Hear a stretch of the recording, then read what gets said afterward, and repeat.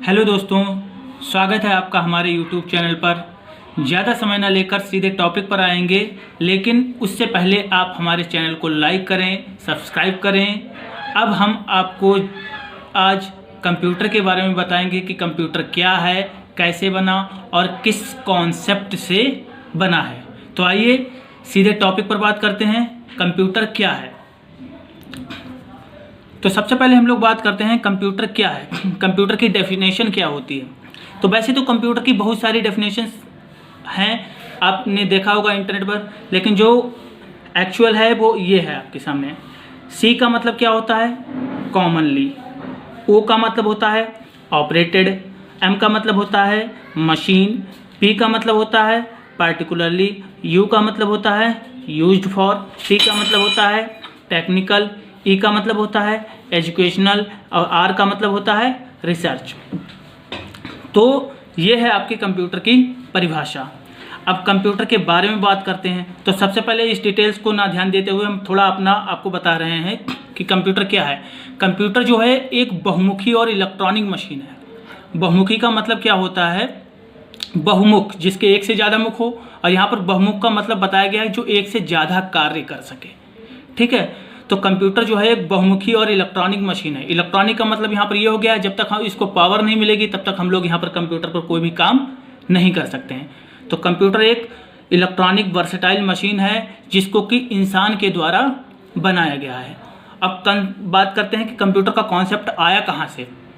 तो सबसे पहले एक डिवाइस बनी थी अबैकस नाम की, जिसको चाइना के द्वारा बनाया गया था आज से लगभग 600 ईसा पूर्व पहले। आप सभी लोगों ने देखा होगा अबैकस। अबैकस कैसा होता है, हम आपको अभी कुछ थोड़ा बनाकर दिखा रहे हैं कि कैसा होता है अबैकस।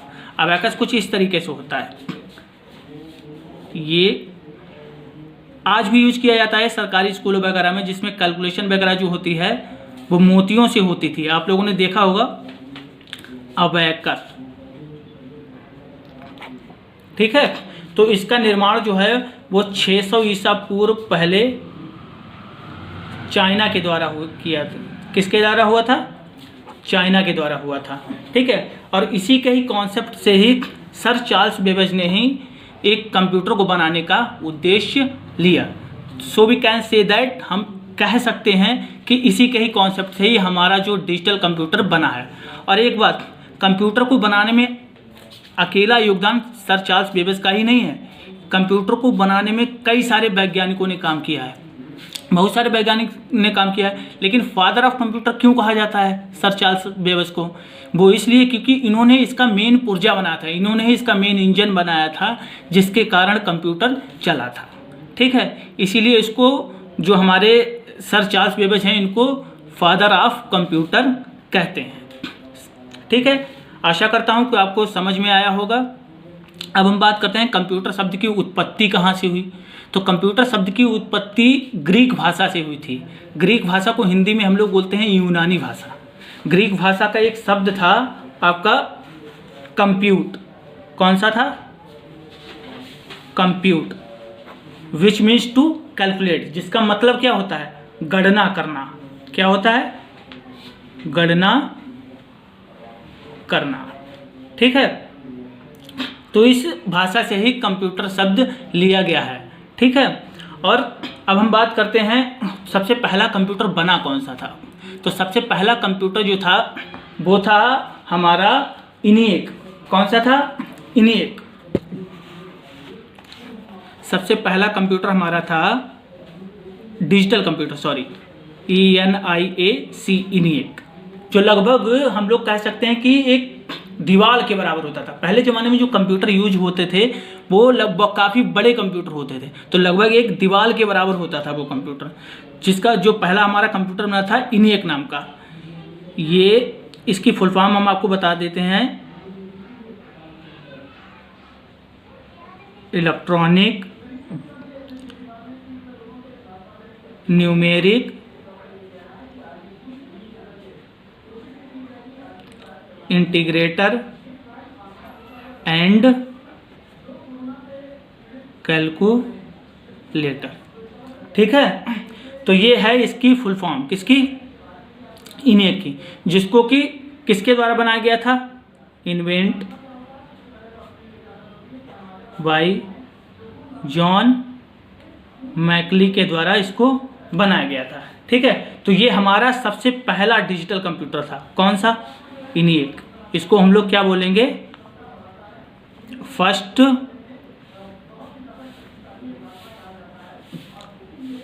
डिजिटल और इलेक्ट्रॉनिक कंप्यूटर। ठीक है, तो ये हमारा सबसे पहला डिजिटल कंप्यूटर था। इसी के द्वारा ही सबसे पहले कंप्यूटर पर काम करना स्टार्ट हुआ था। ठीक है, तो ये होता है हमारा कंप्यूटर। और इसको हम लोग कंप्यूटर को जो है हिंदी में अगर पूछा जाए तो क्या बोलते हैं? कंप्यूटर को हिंदी में हम लोग संगणक बोलते हैं। क्या बोलते हैं? संगणक।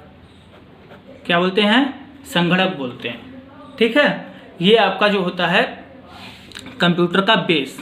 तो समझ में आई आप लोगों को इतनी बात? आशा करता हूँ कि आपको समझ में आया होगा। और कंप्यूटर का यूज जो है आपको पता ही होगा, आजकल हर जगह यूज़ किया जाता है। हर जगह कंप्यूटर की उपस्थिति जरूरी बन गई है। क्यों जरूरी बन गई है? क्योंकि कंप्यूटर के आने से हमारे जितने भी कार्य हैं वो सारे सहज हो गए हैं, सरल हो गए हैं। और हम लोगों को फिर अब सरल काम करने की आदत बन गई है। काम पहले भी होते थे, आपने देखा होगा, काम पहले भी होते थे, रजिस्टर पे काम होते थे, हम लोग हाथों से कैलकुलेशन करते थे। लेकिन अब क्या है? डिजिटल ज़माना आ गया है। अब काम जो है हर एक डिजिटली हो गया है और हमको वो डिजिटली काम करने की आदत बन गई है। इसीलिए कंप्यूटर के आने से हमारे सारे काम जो हैं वो सरल बन गए हैं और अब हम इस आदत को छोड़ने में मजबूर हैं, मजबूर नहीं हैं। ठीक है, अब हम आगे बात करते हैं। कंप्यूटर देखो इसकी क्या क्या इकाइयाँ हैं। तो कंप्यूटर की इकाइयाँ जो हैं कई, सबसे पहले तो हम बात करते हैं कि कंप्यूटर क्या है, इसका ये किस तरीके से काम करता है। तो सबसे पहले हम जो है function of digital computers, function of digital computer. तो हमारा डिजिटल कंप्यूटर जो होता है वो 5 स्टेप में काम करता है। कितने स्टेप में काम करता है? 5 स्टेप में काम करता है। तो सबसे पहला स्टेप आपका है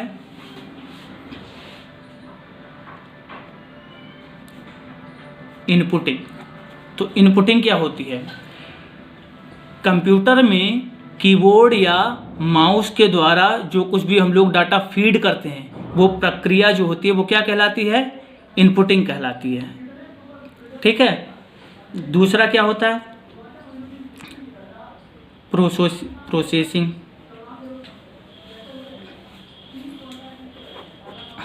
प्रोसेसिंग क्या होती है? कंप्यूटर पर जो कुछ भी हम लोग काम करते हैं उस काम को करने में लगा कुल समय जो होता है वो क्या कहलाता है? प्रोसेसिंग कहलाता है। अब जैसे अगर कंप्यूटर में हमने कुछ भी काम किया तो उस काम को करने में लगा जो कुल समय है वो क्या होगा हमारा? वो प्रोसेसिंग कहलाता है। तीसरा होता है आउटपुटिंग। आउटपुटिंग क्या हो गया? हमने कंप्यूटर में कुछ भी डाटा इनपुट किया और उसका जो हमें रिजल्ट मिलता है, जो भी हमें उसका रिजल्ट मिलता है वो क्या क्या होता है? आउटपुटिंग होता है। ठीक है, और जिसके द्वारा मिलता है वो आउटपुट डिवाइस हो गया। ठीक है, चौथा स्टेप क्या हो गया? स्टोरिंग। क्या हो गया? स्टोरिंग। कंप्यूटर में जो कुछ भी हम लोग काम करते हैं, जब उस काम को करने के बाद जब हम उसको कंप्यूटर की मेमोरी में सेव करते हैं तो वो प्रक्रिया क्या कहलाती है? स्टोरिंग कहलाती है, जो कि कंप्यूटर में हार्ड डिस्क में स्टोर होती है। ठीक है, पांचवा स्टेप आपका हो गया है कंट्रोलिंग। क्या होता है? कंट्रोलिंग। तो कंट्रोलिंग क्या होता है? हम लोग कंप्यूटर में क्या इनपुट कर रहे हैं, क्या हमें उसका आउटपुट मिल रहा है, क्या वहाँ पर स्टोर हो रहा है, क्या डाटा वहाँ पर प्रोसेस हो रहा है। तो इन सब को कंट्रोल करने का काम जो है वो सीपीयू के द्वारा होता है। क्यों? क्योंकि सीपीयू जो है वो ब्रेन ऑफ कंप्यूटर है और कंप्यूटर में जितने भी काम होते हैं वो सब सीपीयू के द्वारा ही कंट्रोल करे जाते हैं। वो सारी प्रक्रिया जो होती है वो किसके अंतर्गत आती है? कंट्रोलिंग के अंतर्गत ही आती है। ठीक है, तो ये होते हैं हमारे स्टेप कंप्यूटर के। किसके?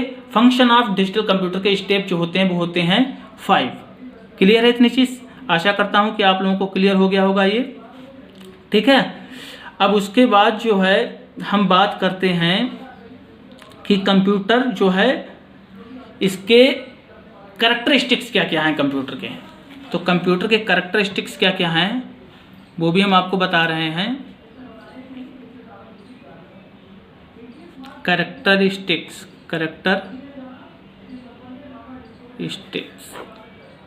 Of computer. तो सबसे पहला कैरेक्टरिस्टिक्स इसकी विशेषताएं। कैरेक्टरिस्टिक्स का मतलब हो गया विशेषताएं। तो कंप्यूटर की सबसे पहली विशेषता ये है, ये बहुत तेज़ी से गणना करता है। ठीक है, क्या करता है? बहुत तेज़ी से गणना करता है, तेज़ी से गणना करना। अब दूसरी इसकी विशेषता क्या है कि यहाँ पर जो है हम लोग किसी भी प्रकार के डेटा को स्टोर कर सकते हैं। हर एक टाइप के डेटा को स्टोर कर सकते हैं। तीसरी विशेषता इसकी क्या है कि यहाँ पर हम लोग कम्युनिकेशन कर सकते हैं। कम्युनिकेशन का मतलब होता है आदान प्रदान, मतलब एक कंप्यूटर से दूसरे कंप्यूटर पर डाटा का आदान प्रदान भी कर सकते हैं। कम्युनिकेशन कर सकते हैं। ठीक है। चौथी विशेषता इसकी क्या है कि यहाँ पर जो है हम लोग अर्थमेटिकल एंड लॉजिकल कैलकुलेशन, दोनों प्रकार की कैलकुलेशंस को सॉल्व कर सकते हैं। यहाँ पर दोनों टाइप की कैलकुलेशन सॉल्व कर